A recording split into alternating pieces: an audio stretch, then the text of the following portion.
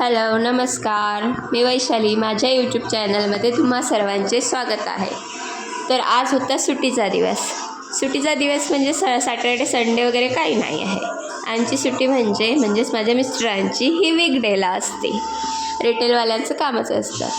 तर निवांत असं सुट्टीच्या दिवशी दुपारचं उठून म्हणजे उशिरा उठून चहा नाश्ता हे सगळं आवरून हा असा किचनचा राडा पडलेला होता.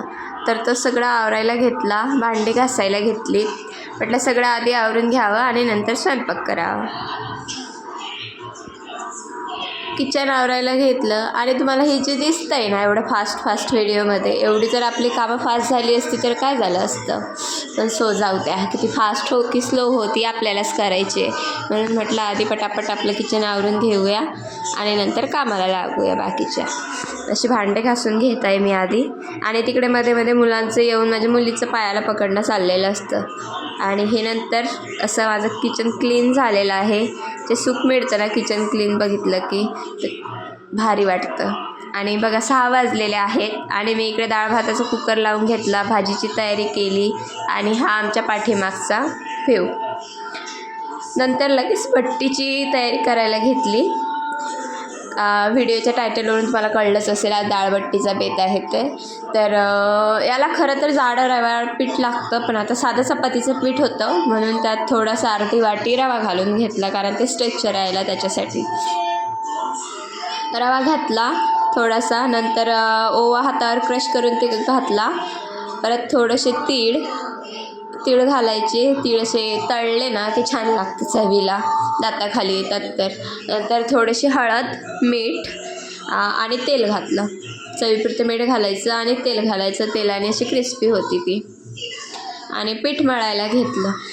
बट्टीचं पीठ कसं असं घट्ट मळायचं. खरं तर हा बट्टीचा बेत करायचा म्हणलं तर म्हणजे एक आठवण आहे त्याच्यामागे.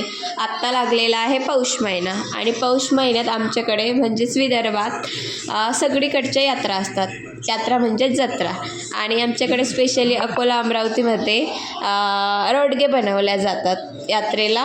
असे रोडगे आता काहींना नसेल माहीत, पण विदर्भातले जे आहेत त्यांना माहिती आहे रोडगे म्हणजे. आत्ता मग इकडे शहरात आपण रोडगे तर नाही करू शकत, म्हणून जाऊ द्या, रोडगे खायची इच्छा झाली म्हटलं चला बट्टी बनवूया. तर रोडग्यांसोबत साधं वरण तूप घालून भात आणि वांग्याची भाजी असते आमच्याकडे. म्हणून म्हटलं फोडणीचं वरण न करता, म्हणजे बट्टीसोबत जे वरण असतं ते न करता आपलं साधं वरण आणि वांग्याची भाजी करूया. तर एका इकडे मसाला ठेवला करायला, तिकडे माझा कुकर पण झाला होता आणि चहा घेतला बनवायला. कुकरमधलं पाणी आटलेलं, वास येत होता जळालेला, म्हणून तिकडे माझी एका हाताने घाई पण चालली, शिटी वाफ जाऊ द्यायची, आणि इकडे एका हाताने मसाला परतवती आहे. कुकर ओपन करून घेतला, कारण मग डाळीला आणि भाताला जळकट वास लागला असता म्हणून. आणि इकडे मसाला करते. मसाल्यात हळद, लाल तिखट, काळा मसाला, धनेपूड आणि मीठ घालून घेतलं आणि ते छान असं परतवती आहे. नंतर त्यामध्ये वांग्याचे काप टाकलेत, वांगे जे बारीक चिरून घेतले होते ते टाकलेत आणि गार पाणी टाकलं. गार पाणीने तर्री छान येते असा माझा अनुभव आहे, म्हणून मी गार पाणी टाकते, गरम करून नाही टाकत मी पाणी. आणि तिकडे चहा ठेवला आहे. वांग्याची भाजी होईस्तर म्हटलं तिकडे जे पीठ मळून ठेवलं आहे ते रेस्ट होईल, म्हणजे त्याला थोडंसं रवा घातला त्याच्यामुळे नाही का थोडा वेळ मुरू द्यायचं. पण तिकडे डाळ भाताचं हे काढून घेतले डबे. इकडे भाजी चालू आहे. चला म्हटलं आता नंतर चहा घेतला. चहा घेऊन मग म्हटलं बट्टी करायला घेऊया. बट्टी खरं तर वेगवेगळ्या प्रकाराने बनवतात. म्हणजे कोणी डायरेक्ट गोळे करून घालतात, तर कसं, तर मी माझ्या पद्धतीने तुम्हाला सांगणार आहे. तर ते तुम्हाला पुढे बघायला मिळेलच मी कशी करते. तर मध्ये मध्येच मुलांचं लुडबुड चालतं, मग त्यांच्याशी बोलावं लागतं स्वयंपाक करता करता. बट्टी बनवायला घेतली. आधी गोळे बनवून घेतले. एक साधारण मी जेवढा आटा मळला त्याच्यात 4 गोळे होतील, म्हणजे 4 बट्ट्या होतील तयार. तर बघा मी एवढा एक गोळा काढून घेतला. पोळपाटाला तेल लावायचं, पीठ लावायचं नाही, पीठ नाही लावत. तर साधी आपली पातळ अशी चपाती लाटून घ्यायची. बघा मी दाखवते तसं. तेल लावून घेतलं आहे आणि पातळ अशी चपाती लाटती आहे. पातळ चपाती लाटून झाली की त्याला सर्वकडे हे लावायचं, तेल लावून घ्यायचं सगळीकडे. सॉरी हे शब्द चुकतायत माझे.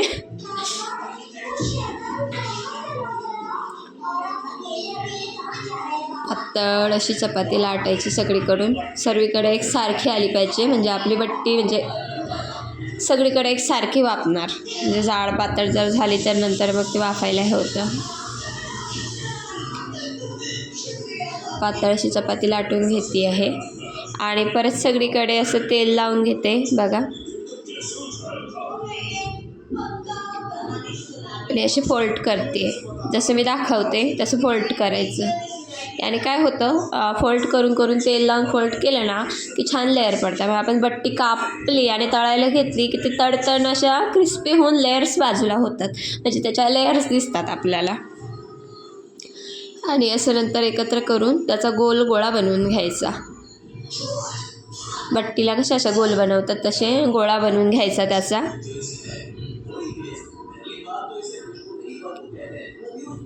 आणि आता याच प्रकारे मी सगळे बनवून घेते बघा. असे 4 गोळे तयार झाले आहेत. आणि नंतर मी इकडे इडली पात्रात पाणी ठेवलं होतं गरम करायला. पाणी पुढे आलं का माझ्याकडे अशी इडली पात्रात ठेवायची जाळी आहे, ती जाळी ठेवली आणि त्याच्यातच या जाळीवर बट्ट्या ठेवल्यात. हे 4ही गोळे ठेवले बट्ट्यांचे. आणि नंतर झाकण ठेवून याला अर्धा तास तरी वाफू द्यायचं आहे. अर्धा तास म्हणजे जास्तीत जास्त अर्धा तास वाफवलं की ते छान वाफल्या जातात. नंतर परत त्याला गार होऊ दिलं. गार होऊन बघा अशा कट करून घ्यायच्या. मला छोट्या वाटल्या तर तुम्ही छोट्या पण करू शकता, पण मी 4च भाग करते आहे. नंतर तेल गरम करून त्या तळायला घेतल्या.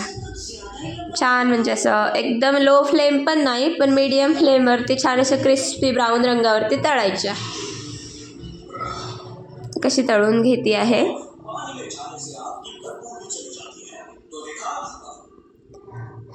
पलटत राहायचं त्याला, 4ही बाजूने तळल्या गेल्या पाहिजेत छान.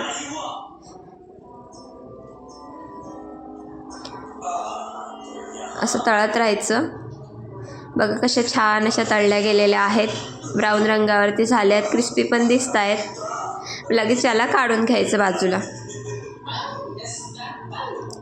तुम्ही बटर पेपर असेल तर त्याच्यावर काढू शकता, कारण त्यामुळे ऑइली कमी होईल. माझ्याकडे नव्हता म्हणून मी नाही ठेवला. तर अशा प्रकारे मी सगळ्याच बट्ट्या तळून घेते आता. तर असा होता आजचा आमचा डाळबट्टी आणि विदर्भ स्पेशल वांग्याच्या भाजीचा बेत. व्हिडिओ कसा वाटला कमेंट करून नक्की सांगा. आणि व्हिडिओ आवडला असेल तर लाईक, शेअर, कमेंट आणि सबस्क्राईब करायला विसरू नका. सबस्क्राईबच्या बाजूलाच एक बेल आयकॉनचं बटन असेल, तेही दाबायला विसरू नका, म्हणजे माझा व्हिडिओ अपलोड झाला की तुम्हाला नोटिफिकेशन येईल. So take care friend and bye.